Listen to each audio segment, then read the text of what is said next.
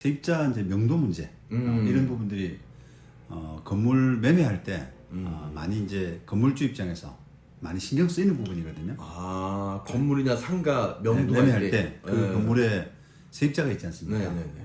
그 세입자를 어떻게 명도를 시켜야 되지 하는 부분이 특히 이제 상가 건물 관련해서 문제가 많습니다. 아, 그러니까 좀 임차인의 그 뭐랄까 권리를 많이 보장해 주잖아요. 상가 임대차 보호법. 그렇습니다. 아, 명도가 까다롭잖아요. 그렇습니다. 상가 임대차 보호법에서 우리 갱신요구권 10년 이런 보장도 있고 그래서 법이 많이 강화됐기 때문에 이제 세입자를 내보내는 게 굉장히 좀 어려워졌어요. 그러다 보니까 이제 건물을 사고 팔면서 이거 세입자를 도대체 어떻게 명도를 시키지? 또뭐 그렇다고 해서 지금 사는 사람이 그대로 승계받는 조건으로 뭘 하게 되면 간편하고 좋은데 그러니까요. 사는 사람도 다 이제 용차가 있기 때문에 그러니까 뭘 리모델링 한다든지 아니면 좀 월세 좀 올려가지고 다른 거 용도로 활용한다든지 뭐 난 1층에 커피숍 놓고 싶다. 그렇죠. 뭐 이런 것도 많고. 그렇습니다. 그런 용차가 있기 때문에 웬만하면은 보통은 기존 세입자들을 좀 이렇게 정리를 했으면 하는 그런 바람이거든요. 근데 이제 그거를 본인이 취득해가지고 스스로 매수인 스스로 이렇게 정리하기에는 좀 너무 버거운 거예요. 세입자 성향도 잘 모르고 그렇죠. 또 이게 그동안 그 임대차 관계가 어떻게 됐는지를 정확히 모르니까 불안불안하지 않습니까? 그럼 전 건물주랑은 또 임차인을 친할 수 있지만 네. 또 새로운 건물주는 어떻게 보면 또 이렇게 뭐 침략자처럼 느낄 수도 있잖아요. 그렇죠. 외부인처럼. 사람 관계도 조금 이렇게 예전 주인하고의 관계만큼은 못하지만 더구나 이제 권리 관계 우리가 이제 뭐 차임을 얼마나 연체했다든지 또 과거에 뭐 어떤 사연이 있었다든지 그런 부분들을 알지를 못하니까 그러니까요. 웬만하면은 그냥 매도인이 건물 파는 사람이 좀 정리해 줬으면 하는 게 바람이고 만약에 이제 부득이 이제 그 사는 사람이 넘겨받고 알아서 해라라고 하게 되면 건물 가격을 굉장히 많이 좀 디스카운트를 요구합니다. 아, 명도는 내가 할 때 할 거니까 많이 깎아달라. 아, 저렴하게 달라. 네. 그분 입장에서 사는 사람 입장에서는 사실은 어찌 보면 명도라는 부분이 굉장히 그 위험 요소잖아요. 그렇죠. 그러니까 시간 대비 뭐. 그렇습니다. 그래서 이제 그게 그 위험을에 대한 대가 이런 부분을 이제 바라는 거죠. 그래서 이제 부동산 매매가 상가 매매가 잘 안 되는 경향이 있습니다. 명도 때문에. 그래서 이제 명도에 관련된 이제 그런 이야기를 좀 나눠보고 싶은데 일단 좀 그 분명한 것은 세입자 명도가 만만치가 않다는 거예요. 그러니까 이걸 너무 쉽게 생각해서 세입자하고 뭐 이렇게 한번 이야기를 해봤더니 저기 뭐 매매되면 저기 나가 드려야죠. 그렇게 쉽게 세입자가 이야기를 하길래 그걸 믿고 그냥 계약부터 덜렁 해놨다가 세입자가 말을 바꿔서 그 태도를 돌변하게 되면은 결국은 세입자 명도를 못 시키게 되면 매매 계약 위반이 되잖아요. 그렇죠. 매도인이. 그러면 그 뭐 상가 건물 매매라는 것이 보통 뭐 수십억 이상 이렇게 되기 때문에 그 계약금만 하더라도 수억 원 이상이 되거든요. 그러면 이제 그 배상 책임을 다 매도인이 부담하기 때문에. 또 계약서에 또 특약사항에 넣었을 경우는 저 매도인이 계약을 파기해야 되네요. 그것도 이제 한 가지 좀 말씀을 드리고 싶은 게 임차인 명도에 관해서 뭔가 이제 어떻게 한다라는 말이 없으면 물론 이제 지금처럼 말씀하신 것처럼 임차인 명도는 매도인 책임이다. 또 매도인이 책임지고 한다. 뭐 이런 부분이 있으면야 매도인 책임이 당연하겠지만 만약에 그런 부분이 없이 그냥 그 일반적으로 그냥 계약서에다가 그 적었다. 그러고 하게 되면 과연 임차인을 명도시켜야 되느냐? 계약 마무리하면서 누가? 아니 그 매도인이 해야 되느냐라고 하는 부분이 법률적인 측면에서는 사실은 분명합니다.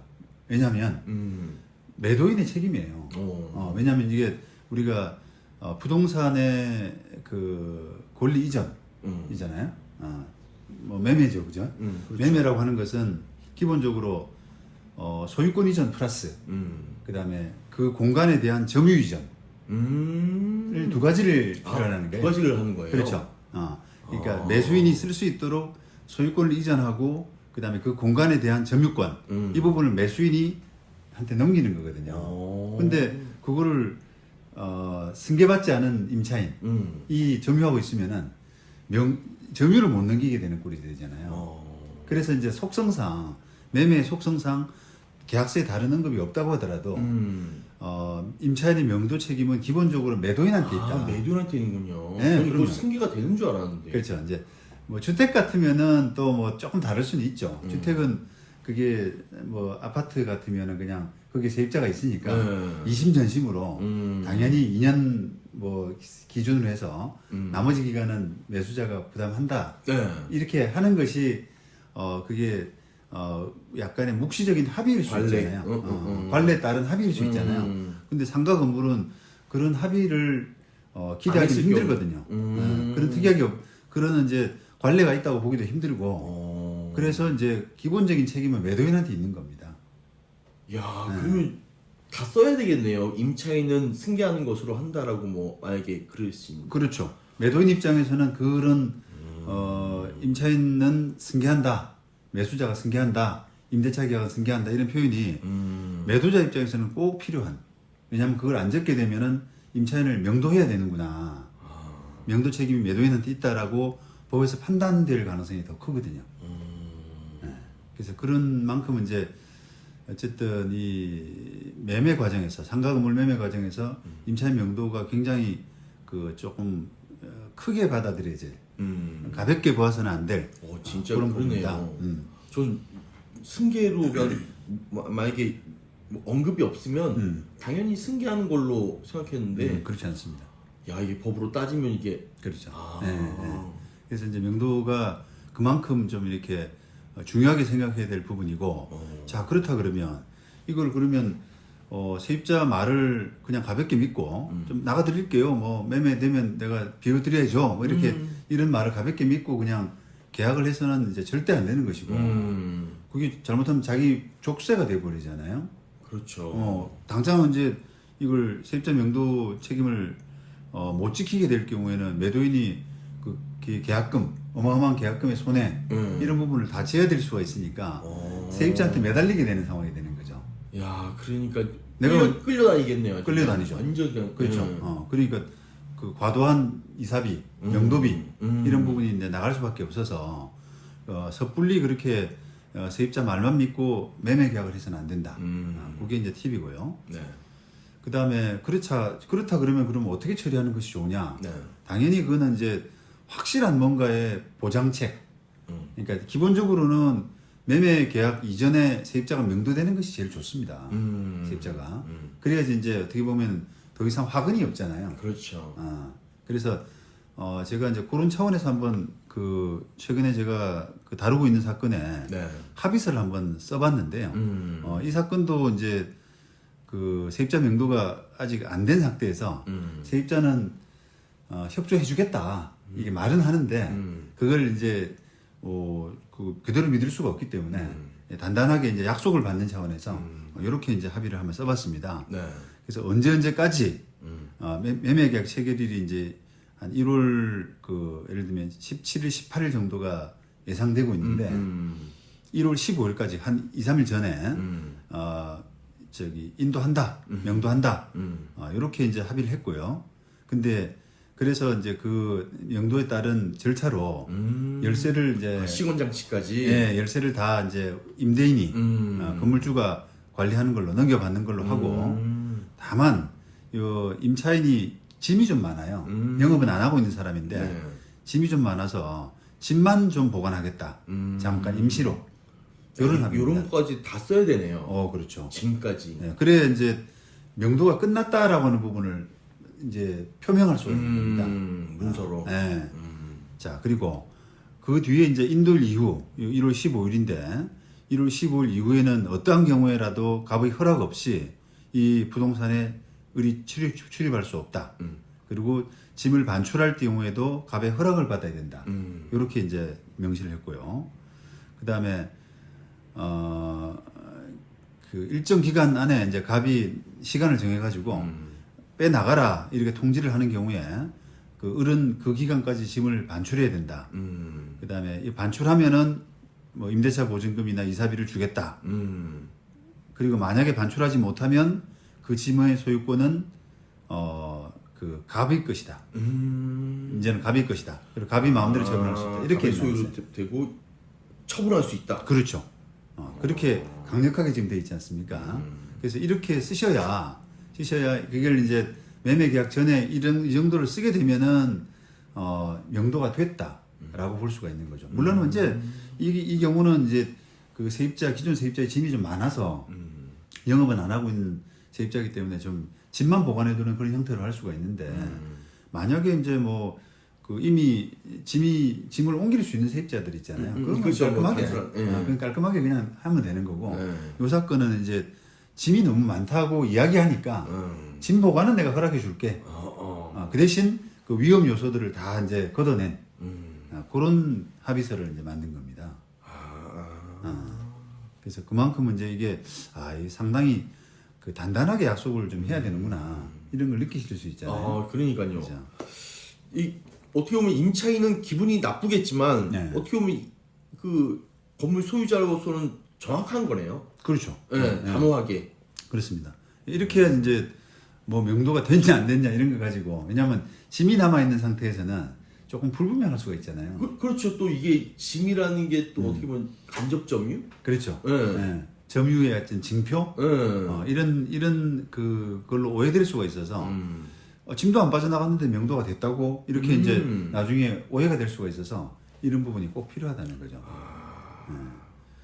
그래서 이제 이런 그 합의를 매매 계약 전에 명도가 되거나 되는 방향으로 합의하시는 것이 제일 좋은 방법입니다. 그러니까요. 이게 뭐 임차인이 뭐 5년이 됐고 10년이 돼서 친해 알아서 해줄 거야. 다 나랑 얘기 끝났어라고 하지 말고 단단하게 이렇게 문서로 남겨줘라. 네. 그렇습니다. 그리고 이제 뭐 계약하고 나서 이제 임차인이 명도돼야 될 수밖에 없는 그런 상황이라면 부득이 상황이라면은 조금 가급적이면 조금 보수적으로 다시 말하면 이게 과연 세입자가 진짜 약속을 지켜줄까?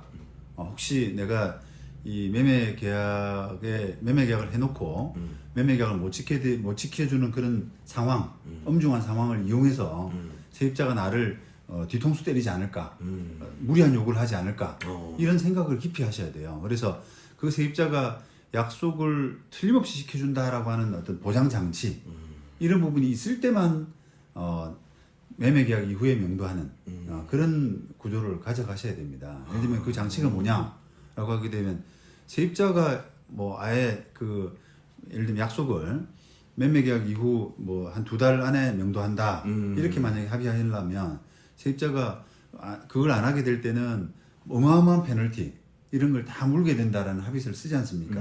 근데 그 어마어마한 페널티를 물 수 있는 자력이 되는 능력이 되는 세입자.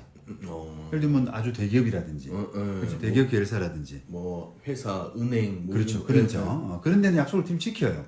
왜냐하면 그렇죠. 그 약속을 안 지키면 위약금이 엄청나기 때문에 계속 쌓이니까. 그렇죠. 그건 안 지키고는 못 빼기지 않습니까? 그리고 또 보증금이 좀 아주 넉넉한 사람, 세입자. 보증금이 10억, 뭐 20억 이런 식으로 있어서 자기 돈 까먹으면 자기 돈 까먹을 수 있는 사람. 그렇죠. 그렇죠. 그런 세입자들은 약속을 해도 큰 상관이 없다는 거죠. 근데 자력이 없는 망한 그렇죠. 간당간당한 그런 세입자들은 뭐 그냥 헬타면 해보세요. 난 아무것도 없어요. 뭐 이렇게 나올 수가 있습니다. 배째. 그렇죠. 그래서 그런 부분은 최대한 보수적으로 약속을 하셔야 되고 또 뭐 필요한 경우에는 우리가 이제 약속을 하고 명도 합의를 하고 그 다음에 집행, 공증, 집행에 관한 공증, 재소전 화해 이런 부분들도 법적인 절차를 조금 뒷받침을 해놓으셔야 뭐 예를 들어서 이제 뭐 3개월 뒤에 나간다 이렇게 해놓고 안 나가게 될 경우에 마음이 바뀌어서 안 지키게 될 경우가 있으니까 그런 경우를 대비해서 재소전 화해 신청을 좀 한다든지 아니면 그 명도 공증도 있거든요. 6개월 이내 지금부터 6개월 이내 그 명도하는 그런 내용들은 명도 공증도 가능하다. 그러니까 명도 공증을 저번에 찍었잖아요. 예, 영상을. 예, 그렇습니다. 모르는 사람 많을 것 같아요. 그렇습니다. 그런 여러 가지 장치들, 그런 장치들이 다 뒷받침 되는 그런 케이스에만 좀 이렇게 그 합의, 그러니까 매매 계약된 이후에 명도한다라고 하는 부분은 그만큼 굉장히 조금 조심스럽게 접근하셔야 돼요. 너무 쉽사리 이렇게 뭐 합의산장 믿고 그렇게 함부로 할 것이 아니다 이런 말씀입니다.